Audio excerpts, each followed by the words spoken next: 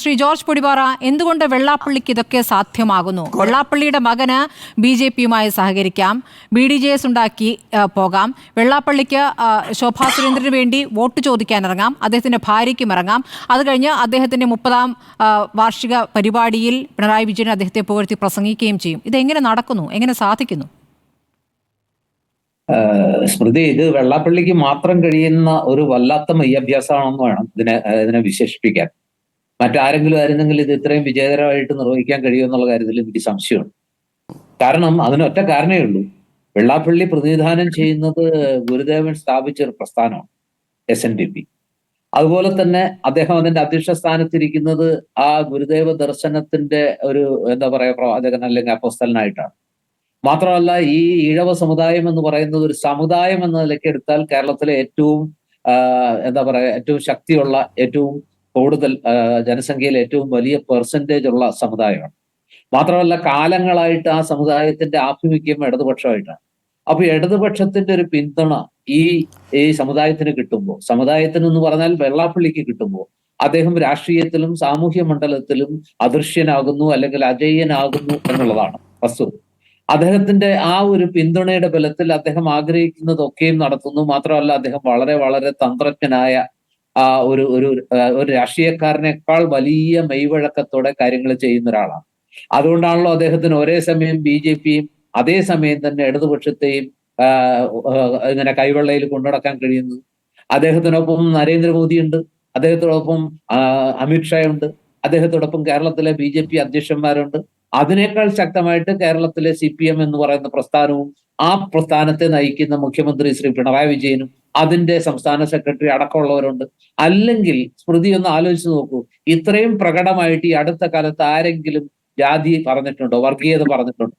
വെള്ളാപ്പള്ളിയുടെ മലപ്പുറം പ്രസംഗം എന്ന് പറയുന്നത് എത്രയൊക്കെ മായ്ക്കാൻ ശ്രമിച്ചാലും, അദ്ദേഹം എത്രയൊക്കെ അതിന് ന്യായീകരണങ്ങൾ ചമയ്ക്കാൻ ശ്രമിച്ചാലും, മലപ്പുറം എന്ന് പറയുന്ന ഒരു പ്രത്യേക രാജ്യമാണ്, അവിടെ മറ്റു സമുദായക്കാർക്കെല്ലാം ശ്വാസം മുട്ടുന്നു, അവിടെ ജീവിക്കുക എന്നുള്ളത് അതൊരു മുസ്ലിം പ്രവിശ്യയാണ്, ഒരു മിനി പാകിസ്ഥാൻ ആണെന്ന് പറയുന്നതിന് തുല്യമല്ലേ അദ്ദേഹം പറഞ്ഞ വാക്കുകൾ.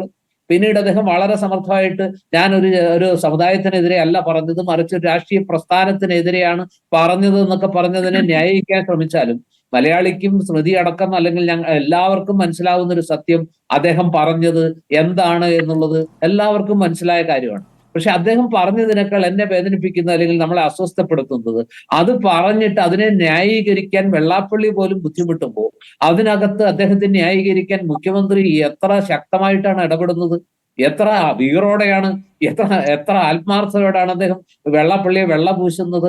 അദ്ദേഹം തികഞ്ഞ മതേതരവാദിയാണെന്നുള്ള വലിയ സർട്ടിഫിക്കറ്റ് അല്ലേ ഇത്രയും വലിയൊരു വേദിയിൽ കൊടുക്കുന്നത്. വെള്ളാപ്പള്ളി പറഞ്ഞതിനെ മുഖ്യമന്ത്രി എൻഡോഴ്സ് ചെയ്യല്ലേ ചെയ്യുന്നത്. വെള്ളാപ്പള്ളി പറഞ്ഞത് ഒരു പ്രത്യേക രാഷ്ട്രീയ പാർട്ടിക്കെതിരെയാണ്, അല്ലാതെ അദ്ദേഹം മുസ്ലിം സമുദായത്തിനെതിരെ അല്ലെങ്കിൽ ഏതെങ്കിലും ഒരു ജാതിക്കെതിരെയോ സമുദായത്തിനെതിരെയോ അല്ല പറഞ്ഞത്. വെള്ളാപ്പള്ളി ഈ പ്രത്യേക രാഷ്ട്രീയ പാർട്ടിയെ ഇങ്ങോട്ടേക്ക് ക്ഷണിച്ച ഒരു കാലം കൂടി അത് അത്ര പഴയ കാലമല്ല.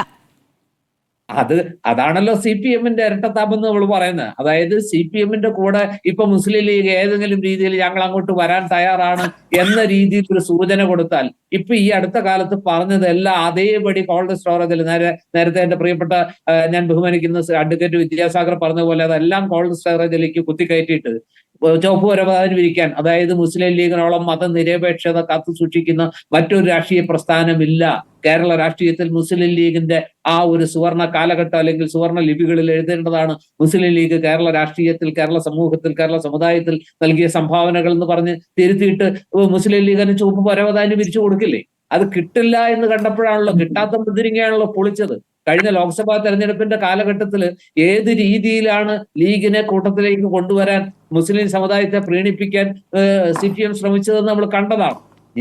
നമ്മളെ സങ്കടപ്പെടുത്തുന്ന കാര്യം എന്താന്ന് വെച്ചാൽ, ഇത്രയും ഞാണിന്മേൽ കളി നടത്തുന്ന, ഇത്രയും രണ്ട് വഞ്ചിയിൽ കാലുകുത്തി കേരള സമൂഹത്തെ ഇത്രത്തോളം കബളിപ്പിക്കുന്ന ഒരു നേതാവ് അല്ലെങ്കിൽ ഒരു പ്രസ്ഥാനം ആ 30 വർഷക്കാലമായിട്ട് കേരള സമൂഹത്തിന്റെ നിർഭാഗ്യം എന്ന് വിശേഷിപ്പിക്കാനാണ് ഞാൻ ആഗ്രഹിക്കുന്നത്. അതായത് ഈഴവ സമുദായത്തിന്റെ SNDP പ്രസ്ഥാനത്തിന്റെ ഏറ്റവും വലിയ നിർഭാഗ്യങ്ങളിൽ ഒന്ന് വെള്ളാപ്പള്ളി നടേശനെ പോലെയുള്ള ഒരു ധാർമ്മികതയില്ലാത്ത, ഒരു നൈതികതയില്ലാത്ത, ഒരു ഗുരുദേവ ദർശനവും ഇല്ലാത്ത, വളരെ പ്രായോഗികമായി രാഷ്ട്രീയ നേട്ടങ്ങൾ, തന്റെ വ്യക്തിപരമായ നേട്ടങ്ങൾ മാത്രം ലക്ഷ്യം വെച്ച് പ്രവർത്തിക്കുന്ന ഒരാള് ഇത്രയും വലിയ പ്രസ്ഥാനത്തിന്റെ ഗുരുദേവൻ സ്ഥാപിച്ച ഈ മഹാപ്രസ്ഥാനത്തിന്റെ കേരളത്തിന്റെ ചരിത്രത്തിലെ വഴിവിളക്കായി മാറേണ്ട, ഇന്നും ഇതിനേക്കാൾ വലിയൊരു ഒരു ആദർശം നമുക്ക് വേറെ എവിടെയെങ്കിലും പറയാൻ പറ്റൂ. രണ്ടുപേരുടെ ആദർശങ്ങളാണ് ലോകത്തിന് വഴിവിളക്കായത്.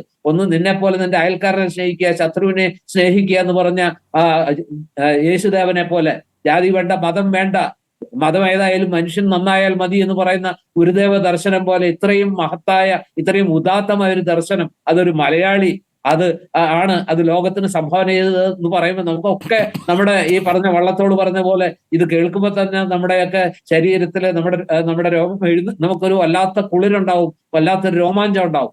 അങ്ങനെയുള്ള ആ മഹാപ്രസ്ഥാനത്തിന്റെ അമരക്കാരനായിട്ട് ഇരുന്നുകൊണ്ട് ഇത്രയും വലിയ ഞാണിന്മേൽ കളി, സ്വന്തം കാര്യത്തിന് വേണ്ടി ഒരു പ്രസ്ഥാനത്തെ ഇത്രയും കാലമായിട്ട് ഉപയോഗിക്കുന്ന ഒരാൾക്ക് അദ്ദേഹത്തിന്റെ ആ 30-ാം വർഷത്തിൽ വന്നു നിന്നിട്ട് ഇത്രയും വലിയ സർട്ടിഫിക്കറ്റുകൾ കേരളത്തിന്റെ മുഖ്യമന്ത്രി കൊടുക്കുക എന്ന് പറഞ്ഞാൽ, അതും ഒരാഴ്ച തികയും മുമ്പ് കേരളത്തിന്റെ എന്താ പറയാ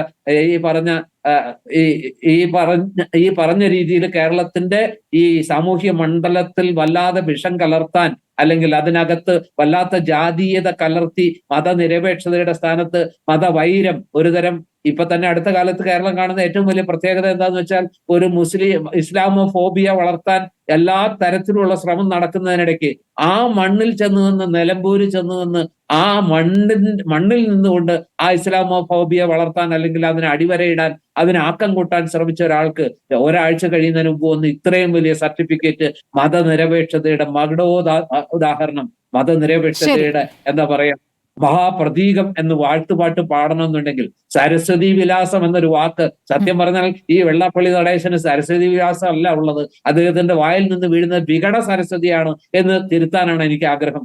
അങ്ങനെയാണ് സത്യത്തിൽ കരുതേണ്ടത്. അല്ലെങ്കിൽ ഇങ്ങനെയൊന്നും ഈ സ്ഥാനത്തിരിക്കുന്ന ഒരാൾ ഇത്രയും പച്ചയ്ക്ക് പറയില്ല. വികട സരസ്വതി എന്നൊക്കെ പറയുമ്പോൾ ശ്രീ ജോർജ് പൊടിപ്പാറ അത് കുറഞ്ഞു പോകില്ല. കാരണം വികട സരസ്വതി എന്ന് പറയുന്ന ഒരു അബദ്ധം പറ്റലാണ്. ഇത് അബദ്ധമല്ലല്ലോ, ബോധപൂർവം പറയുന്ന കാര്യങ്ങളല്ലേ. ശരി ശരി, തീർച്ചയായും. അതെ, സരസ്വതി വിലാസം എന്ന് പറയുമ്പോൾ അദ്ദേഹത്തിന്റെ വായിൽ നിന്ന് അങ്ങനെ ആളുകളിലേക്ക് കയറി ചെല്ലുന്ന രൂപത്തിൽ, വളരെ ഷാർപ്പായിട്ട് കാര്യങ്ങൾ സ്വാധീനിക്കുന്ന രൂപത്തിൽ വാചകങ്ങൾ വരുന്നു എന്നാണ് പിണറായി വിജയൻ ഉദ്ദേശിച്ചത്. അത് എങ്ങനെ സ്വാധീനിക്കുമെന്നുള്ളതാണല്ലോ നമ്മുടെ ചോദ്യം.